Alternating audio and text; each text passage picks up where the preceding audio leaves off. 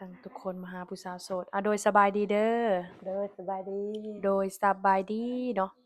อ่าทางเสมอนี้ก็สิขออนุญาตถามชื่อเพิ่นก่อนเนาะมีชื่อว่าจั่งใดอันนี้ซื้อน้อยเด้อชื่อน้อยอายุจักปี30แล้วอายุ30ปีแล้วโดยโอ้ทางสาวน้อยนี่เนาะอายุ30ปีแล้วที่ผ่านมาเคยสร้างครอบครัวบ่บ่เคยยังบ่เคยสร้างครอบครัวโดยก็ถือว่าทางสาวน้อยนี่เป็นผู้สาวโสดรุ่นใหญ่เนาะ โดยโอ้ทางเจ้านี่บ่เคยเลยแบบมีการแต่งงานนี่คือบ่มีเลยเนาะโดยถ้าคือทางแบบผู้บ่าวเด้ซะน้อยมีบ่ก็ล้มอยู่แต่ว่าบ่ได้จริงจังหั้นนะล่ะก็เขาก็แบบมาล้มแบบไปๆมาๆหายๆแล้วก็อืมก็คือถามว่ามีบ่ผู้บ่าวก็เคยมีเนาะแต่ว่าลมแบบหายๆไปๆมาโดๆแต่ว่ายที่ถามว่าจริงจังว่าเป็นครอบครัวนี่คือสิบ่มีเลยเนาะบ่มีอ๋อโดยอยากถามปัจจุบันนี้ทางสาวน้อยนี่เฮ็ดเวียกเฮ็ดงานอยู่ไสว่ามันก็เฮ็ดเวียกเฮ็ดงานเฮ็ดไร่เฮ็ดนาอยู่นำพ่อแม่อ๋อเฮ็ดไร่นาโดยก็คือหลังจากเฮ็ดไร่เฮ็ดนาแล้วก็คืออยู่บ้าน โดยอยู่นำพ่ออ๋อนำแม่อยู่นำพ่อนำแม่เลี้ยงพ่อเลี้ยงแม่อ๋อทางเจ้ามีพี่น้องกันจักคนซะ3คนพี่น้องกัน3คนข้อยเป็ทางนลูกหล้าอ๋อเจ้าต้องมีอ้ายแล้วก็เอื้อยพร้อมบ่โดยอ๋อแต่เจ้าเป็นลูกสาวหลาโดยลูกสาวหลาเพิ่นอยู่นำพ่อแม่ต้องเลี้ยงพ่อแม่เนาะแม่นก็ต้องเข้าใจทางชาวน้อยเพิ่นก็ตัดสินใจออกมาเปิดใจซะเนาะโดยบางเทื่ออาจสิได้ลูกเขยบ่เมื่อฝากแม่เนาะ โดย ไม่ให้เฮ็ดนาช่วยพ่อช่วยแม่ก็ว่าแม่นเนาะโดยโดยทางสาวน้อยออกมาเปิดใจนี่เนาะมักผู้บ่าวทางใดมักผู้บ่าวทางใดทั้งไทยก็ได้หรือต่างประเทศก็ได้อ๋อทางไทยทางลาวหรือว่าต่างประเทศก็ได้ทางลาวเรามักอยู่บ่ผู้บ่าวลาวนี่ผัวเราก็มักมักคือกันเนาะโดยขอแต่เพิ่นมีความใจดีหรือความจริงใจกับเราเนาะโดยโอเค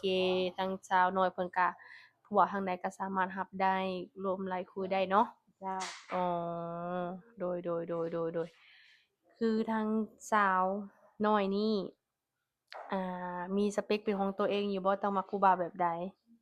สเปกนี่ก็บ่มีเนาะแบบใดก็ได้แต่ขอแต่เขาจริงจังหั้นนะอืมบ่ตัวบ่อันบ่ตัวบ่ต้มเฮาแม่นโอ้ในกรณีทางชาวน้อยออกมาเปิดใจนี่ถ้าว่าหนุ่มๆเพิ่นเห็นแล้วเพิ่นอยากได้เจ้ามาเป็นผัวเป็นเมียเลยเจ้าสิพร้อมบ่ ก็พร้อมแล้วโสดมานานแล้วเนาะ อ๋อก็คือก็ยังมีครอบมีครัวแล้วอ๋อโดยก็คือทางเจ้านี่ออกมาเปิดใจนี่100%แม่นบ่ โดยถ้าว่าพ้อคนที่ว่าใช้หรือว่าถูกใจทางเจ้าก็พร้อมเลยแม่นบ่พร้อมพร้อมที่จะเอาเลยเนาะโดยอ๋อโดย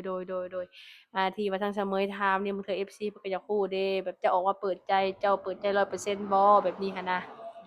ทางเจ้านี่เปิดใจ100%เนาะแม่นเปิดใจ100%ถ้าพ้อคนที่ว่าใช้ก็พร้อมสิสละโสดเลยเนาะโดยอ๋อโดยก็คือทางเจ้าพร้อมสิสละโสดแล้วในกรณีฝ่ายชายเพิ่นเคยผ่านการแต่งงานเด้ซะสาวน้อยอันกรณีฝ่ายชายผ่านการแต่งงานก็บ่ติ โดยอืมมีลูกด้วยซะเพิ่นมีลูกมีลูกแล้ว ก็รับได้รับได้คือกันโดยขอแต่เพิ่นรักแพงเราแม่นอ๋อคือทางเจ้านี่ก็บ่ตีเนาะโดยเอ่เพิ่นสิมีลูกมีเต้ามาก่อนบ่ก็แล้วแต่เนาะโดยแต่ขอให้เพิ่นหย่ากับลูกกับเมียเพิ่นว่าหย่ากันกับเมียเพิ่นให้มันเด็ดขาดเนาะโดยโดยเชิงสาวน้อยนี่ถ้าว่ามีสามีแล้วทางเจ้าสิไปสร้างไปสากับสามีอยู่ฝั่งพุ่นได้บ่ซะก็ได้ได้คือกันบ่โดยโอ้ในการที่ร่วมกันสิมาเป็นชู้เป็นแฟนกันนี่ใช้เวลาโดนบ่ซะ ก็คันที่ว่าเข้าใจกันก็โอเคอ๋อคันว่าเข้าใจกันก็คือโอเคเนาะอ๋อก็คือบ่มีปัญหาเนาะโดยอ๋อโดยทางเจ้านี่คิดอยากสิไปหาเงินอยู่ฝั่งไทยอยู่บ่ซะซะน้อยอันย้านไปบ่ได้แล้วบ่มีคนอยู่นำพ่อนำแม่อ๋อก็แต่คือปัญไปหาเที่ยวไปเที่ยวมาหาสู่ได้อยู่อ๋อทางพ่อแม่ทางเฒ่าพ่อเฒ่าแม่จะมีอายุหลายแล้วบ่อายุหลายแล้ว60-70ปีแล้วโอ้เฒ่าแล้วโดยก็คือทั้งพ่อของเฒ่าพ่อเฒ่าแม่เจ้าก็คือว่าค่อนข้างมีอายุหลายแล้วเนาะโดก็ยจะต้องอาศัยหรือว่านึ่งข้าวนึ่งน้ำเฮ็ดโดอยู่เฮ็ดกินยให้พ่อให้แม่ต้องเป็นเนาะ รักอ๋อต้องเป็นหลักให้พ่อแม่เนาะโดยอ๋อโดยก็คือว่าทางเพิ่นนี่เป็นผู้สาวโสดบ่เคยผ่านแต่งงานทุกคนเลยเนาะโดอืมยเพิ่นก็เลยมาให้ทางเสมอนี่เปิดใจหาคู่ให้ โดยบางทีสายนิ่งสายแนบอาจสิมาทางออนไลน์เพิ่นว่าเนาะ โดยก็เว้าบ่ได้เลยเนาะเออบางเทื่อเนื้อคู่เขาอาจสิอยู่ในนี่บ่เนาะเพิ่นเห็นอาจสิซาเมยติดต่อมาให้ข้อยได้เด้อแบบซี้หั้นน่ะเนาะโดยก็คือถ้าทางผู้บ่าวเพิ่นอยากมาเห็นกันอยากมาทำความรู้จักกันต่อหน้าต่อตาแบบซี้ได้บ่ได้ได้แม่นบ่โดยทางเจ้าก็สิยินดีต้อนรับเพิ่นบ่ ยินดีต้อนรับอ๋อโดยเพิ่นก็สิเป็นคนทำนองแบบบ่มักเว้าเด้อทุกคนเลยเนาะเพราะว่าท่านเสมยถามคำหนึ่งเพิ่นก็สิได้ตอบคำหนึ่งเนาะถามคำตอบคำก็ว่าแม่นเนาะเป็นครั้งแรกบ่ที่ออกมาสัมภาษณ์นี่ ครั้งแรกในชีวิตก็ว่าได้ เป็นครั้งแรกในชีวิตก็เลยรู้สึกตื่นเต้นนิดหน่อยหนึ่งเนาะก็เข้าใจเพิ่นอยู่เนาะก็คือเว้าหั่นแหละเพิ่นเป็นผู้สาวโสดเพิ่นก็อยากได้คู่ครองแล้วเพิ่นว่าเป็นโสดมานานแล้วเพิ่นว่าบ่ตัวอภัยเด้อเพิ่นว่าและในกรณีถ้าเจ้าอยากได้ผู้บ่าวเนาะออกมาเปิดใจ เจ้าอยากได้อันนี้ผู้บ่าวอายุหลายส่ำใด อันจำได้ก็ได้แบบผู้ใหญ่ก็ได้หรือว่าประมาณ40 50 60 70ขึ้นไปก็ได้โอ้ปกติเรื่องอายุ อายุนี่คือบ่มีปัญหาต่อเจ้าเลย โดยเนาะคืออายุนี่แนวใดก็รับได้เบิดเนาะ โดยขอเน้นแต่ความจริงใจว่าซั่นๆเนาะ แม่นอ๋อก็คือสาวน้อยนี่เรื่องอายุของผู้บ่าวนี่คือบ่สนเลย บ่ปกทั้งติแล้วบ่ติเลยอีกเนาะโดยอ๋อเน้นความใส่ใจแล้วก็ฮักแพงเฮาอย่างเดียวแม่นโอ้โดย